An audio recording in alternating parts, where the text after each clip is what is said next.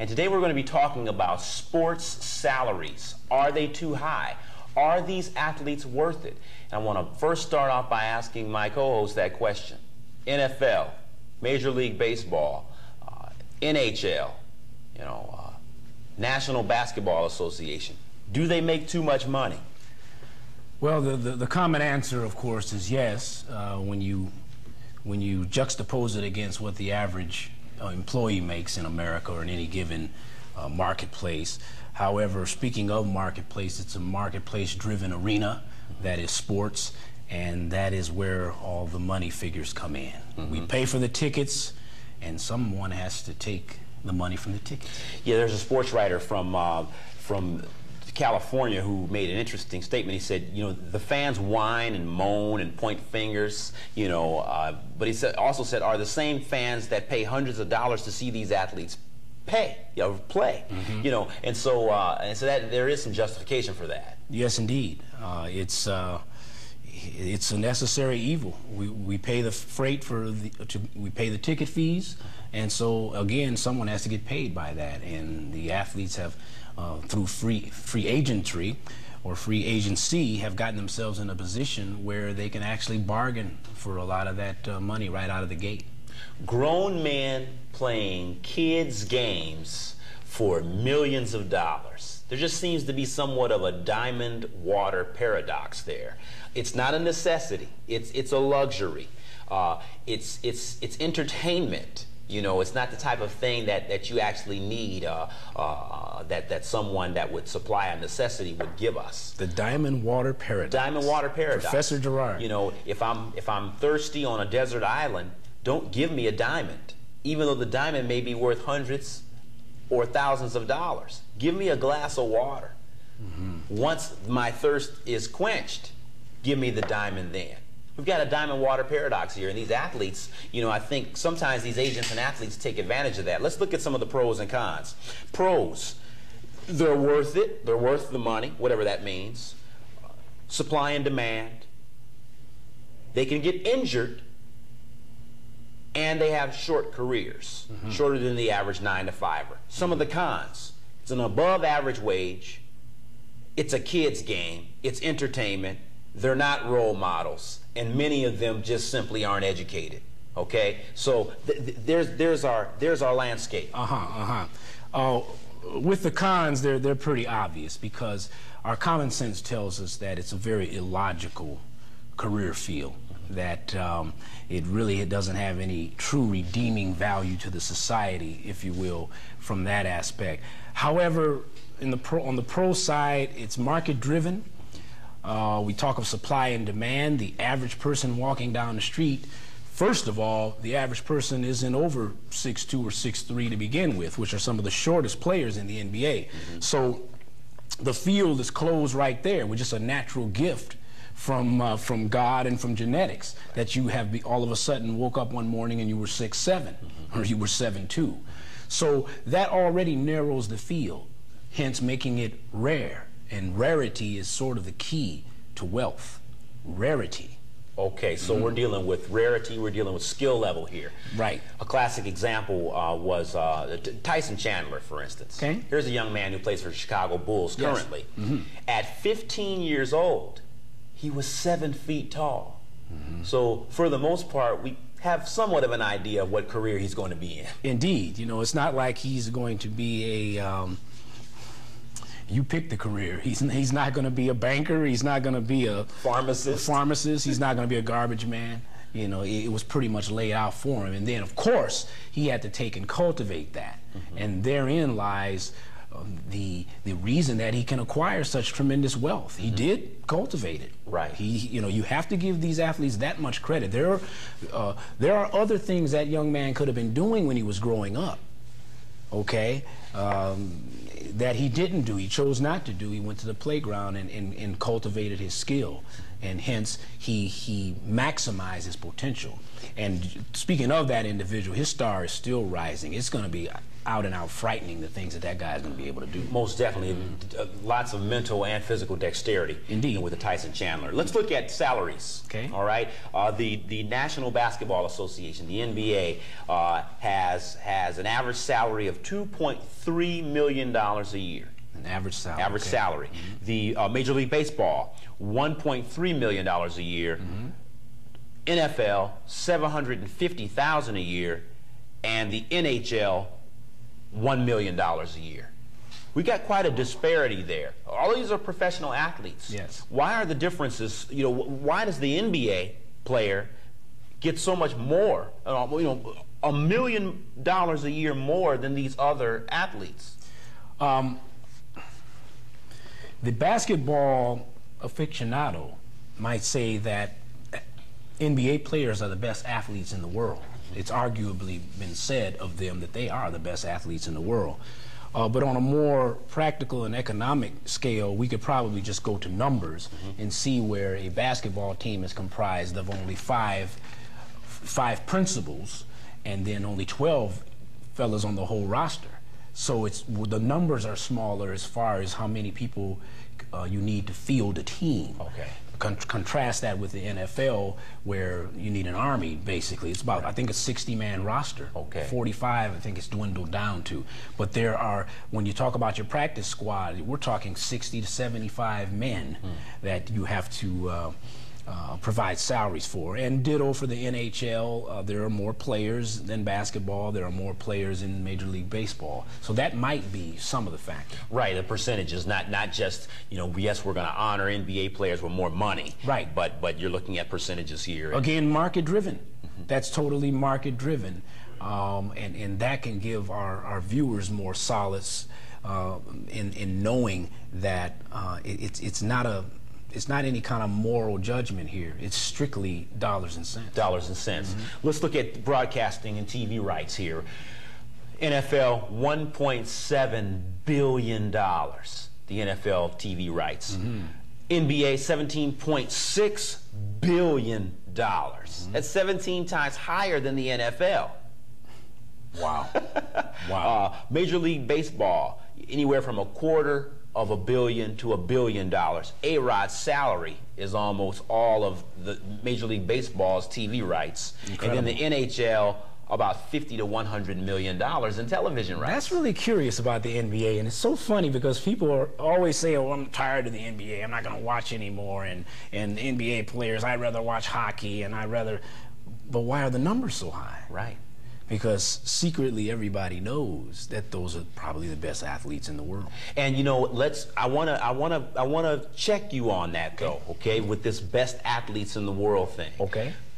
Do you literally mean the best athletes in the world in a sport that's popular, that demands that? Or do you literally mean the best athletes in the world? Case in point, there are other sports that will never be on television. Yes. We see that when we watch an Olympics. Yes, indeed. Sports that have been invented over the last few years. Absolutely. Indeed. And some of these athletes have been cultivating their talent for decades as well. Right. But they'll never see figures like this. Right. I have nothing but respect for any athlete that excels in his particular sport. But it is arguable that these NBA players are certainly among the best athletes in the world because of so many things they have to do. They have to have that God-given talent of being tall, for one. That's something that none of us you can't add 1 cubit to your stature, so to speak. Case in point, Michael Jordan's very brother is only 5'8" or 5'9", yet he's 6'6". How did that happen? So, and then with basketball, you also have the ability to jump, the so-called vertical leaping ability, the ability to get off the ground, to become airborne momentarily. That is something that the average person struggles with. The average person of any race, I might add, has trouble leaping into the air from a standing start and even from a running start. So leaping ability. Another thing is dexterity and agility of foot movement. You stop on the dime. and then you might be running full speed, and then you stop on a dime, and then you might be running backwards, and then you jump, and you stop again on a dime. You see? And then somebody runs you out of bounds. Absolutely. All, you know, strength is involved. Some of the best basketball players now are very strong. That wasn't really the case 20 or 30 years ago, save for someone like Wilt Chamberlain. But usually it was all finesse. But now it's an interesting blending of finesse and physical power. That's extraordinary. This is interesting what you're saying. What you just done is you've given a definition of the National Basketball Association athlete. You've pretty much blown the Major League Baseball player out of the water as it pertains to athleticism, even though, yes, we know they have it, but it's a little bit, there's a bit of a difference there. It's a little different. With the baseball player, like they say, the hardest thing to do is to hit a 90 miles per hour fastball, especially when you juxtapose that against a 75 miles per hour slow curve or changeup, or a slider, or a forkball, knuckleball. It's very difficult to hit a baseball. No one's arguing against that. However, the athletic ability involved is not as great. Baseball is very similar in a way to golf even. It's a very precise type game. But see, even with that, some of the greatest baseball players now are tremendous athletes, as we've seen historically with your Ricky Hendersons and recently with your Derek Jeters and your A-Rods. These guys are tremendous athletes. They could, Barry Bonds, they could be defensive backs or tight ends or wide receivers in football. Right. So there are great athletes in baseball, I might add. Absolutely.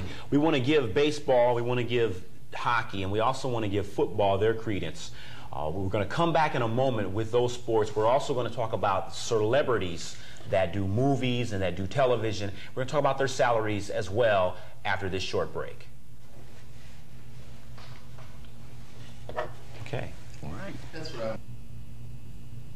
Thank you for joining us. Coming back to the big picture, we're going to continue our discussion of sports salaries and entertainment salaries with Theodore McClendon from Leadership Northwest Indiana. We were talking about the NBA athlete before the break, and I do want to give some credence, though, to those other sports. Sure. But before we get into that, I don't want to just harp on the physical attributes of these athletes. Okay. In hockey, baseball, basketball, and in football. Let's talk about intelligence, and then we'll get back to the salaries. Okay. A lot of people think that these athletes aren't intelligent. They think they're dumb jocks. You know, they don't realize that sports it can be a very complex order of an occupation. Yes. You want to go into that? Sure. Why don't you start with football? Of course, the dumb athlete stigma is the conventional wisdom. And in many cases, when they turn the mics on, you sort of see where that comes from, where the individuals struggle sometimes with the language. However, there is an intelligence inherent in what they do. There's an innate intelligence of where to be and when to be there, how to anticipate the pass that's coming for the wide receiver, how to even throw a ball as a quarterback when the receiver's not even looking, knowing that he's going to turn around at the opportune moment to catch the ball. Anticipating, in the case of a cornerback or a safety, anticipating the ball as it comes to the receiver. Of course, our friend Deion Sanders, Neon Deion, prime time, he was famous for that, where he would lag off of a receiver and then come and close the gap within 20 yards and pick the ball off. That takes another kind of intelligence to actually get that done. So I recognize that type of intelligence. Okay, and I just wanted to make that clear so our viewers watching don't think that we subscribe to that particular MO, as it were. Football, you played football before. A little bit. Playbooks. The playbooks are huge. Yes, they in are. Football. You have to learn the playbook. You have to learn the playbooks because you see what happens on a broken play. One or two times a game in the NFL, you see the mass chaos that occurs when there's a broken play. Everybody looks bad. It's because somewhere within that intricate play scheme, someone just took one or two wrong steps, and it totally threw the entire formation out of balance. these quote-unquote dumb jocks have to actually learn the intricacy of those plays. Right. It's no easy thing. It's no mean feat. No, and you know, we see it probably even more in, well, we see it in all sports, but baseball, for instance, baseball is, talk about high thinking, you know, because there's the potentiality of each play in baseball, of each pitch in baseball is astronomical. Yes. You know, the number of, you know, what's the term I'm looking for? The situations? Right, situations, scenarios is exponential. Yes, It's an indeed. astronomical number. That's why you see the hand signs. That's Right. why you see timeouts being called at interesting times. Right. You know, and so I just wanted to give credence to the intelligence of the athlete. Oh, absolutely, as well. and to actually amplify this discussion of intelligence. To be sure,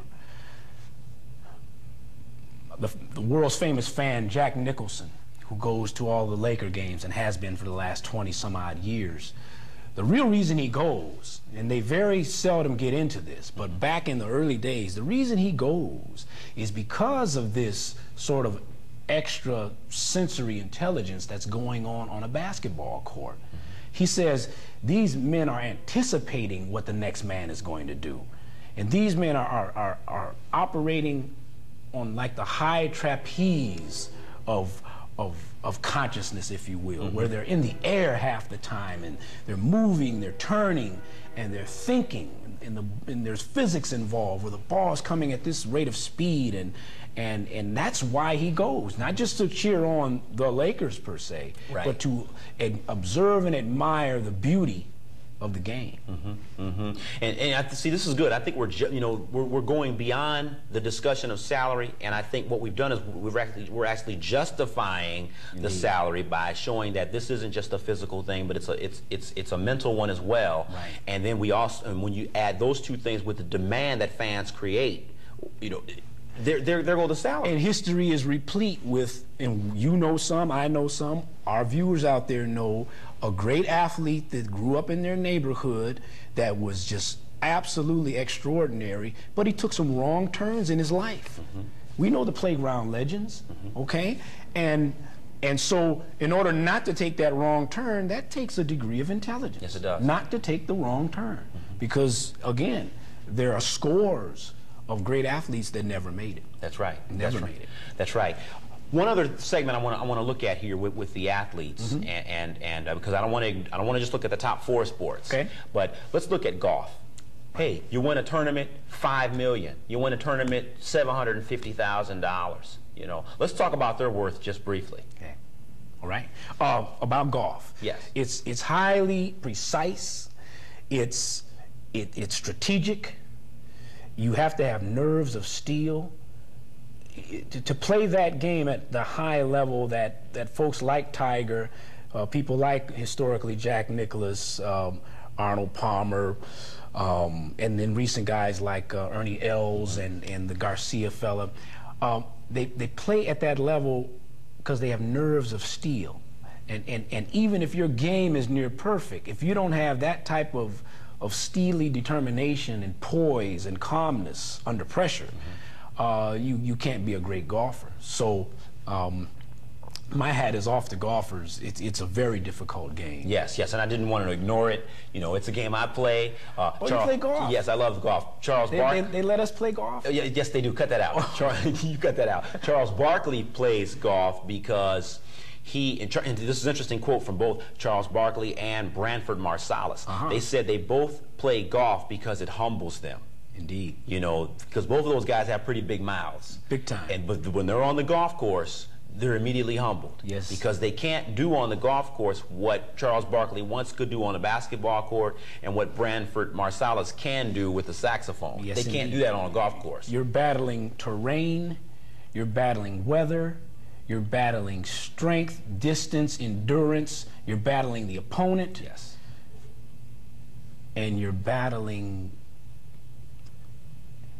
That game is like a war. It is, because you know you're battling the score. You know, and so sure. there's lots of things going on in that particular game. It's a tough game. We're going to switch gears slightly here, okay, and talk about the sports agent. Okay, and I don't want to. Vulture? Well, no, cut that out. Catfish? But what? Let's look at David Falk. Hyena? David Falk, Michael Jordan's agent. gets 9% of everything Michael Jordan makes. 9%. 9%. Okay. When Jordan played his last season with the Bulls, Jordan walked away with, I think, $33 million. Yes. For 9 months' work. Yes. Okay. David Falk went for $55 million. $55 million. Okay. For that particular season. Okay. You know, Jerry Krause and Reinsdorf said, you know what, we can give Michael $30 million. Okay, for that. $30 million for 9 months' work, though. Come on, Theo. Come on. I know he's the great Michael Jordan, but $30 million for 9 months. Come on. Justify it. There's no logical way to justify it. But again, he brought him 6 championships. He brought him 6 championships where other teams have struggled to get one. Most teams don't have any in recent memory. Yeah. And that's why that gentleman can garner that type of money. Yes. It's just plain and simple. Yes. And Americans love sports. They love sports. People around the world adore sports. That they do. It's part of the human fiber, probably. It is. The whole essence of competition. The human drama. Yes, it is. And we can see it acted out on Monday Night Football. We can see it acted out in March Madness. You know, or we can see it acted out at a hockey game where if a goal is scored, the goalie is extremely embarrassed because the horn goes off and the lights start to quiver. And it's a metaphor for life. Explain. You know, the difficulty in hitting the goal, let's say in hockey, is tantamount to a difficulty in maybe a huge promotion that you're trying to get.